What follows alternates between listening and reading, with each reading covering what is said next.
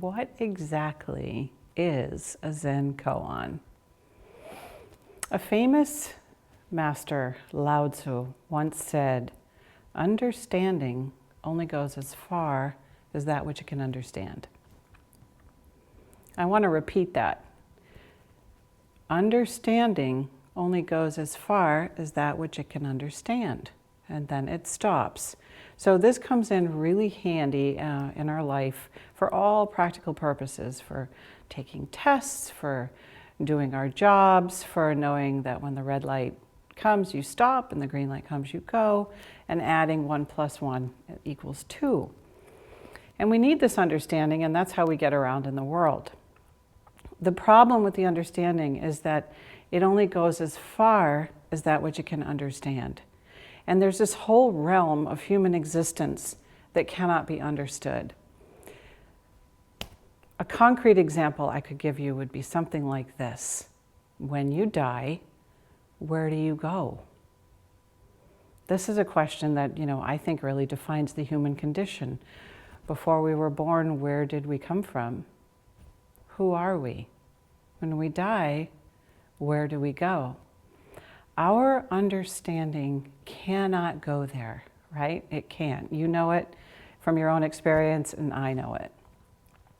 So we try to figure these things out, and we come up to sort of a stone wall. We can just not get there. There's an old saying that our eyes can't see our eyes. So if we try to use our eyes to see our own eyes, we just get really frustrated and nothing happens because we can't do that. So in that same way, our mind can't perceive our mind. So we have this alternate way that we can access that which is before thinking. And we call this don't know mind. So if you think about it, kind of like there's a wall here, and everything on this side, understanding only goes as far as that which it can understand. So that whole realm that we just discussed of the everyday life and the things we need to do, understanding works beautifully there. But on the other side of this wall is this whole other part of our human existence. And you could call that unknowing mind, don't know mind. Some people call it God, soul, energy, love, absolute. There's many, many names for this other sphere. And that's the sphere that we human beings, we've been interested in since forever. It's where all the art comes from. It's where all the poetry comes from. All the great literature comes from. Us human beings trying to access that which is before thinking.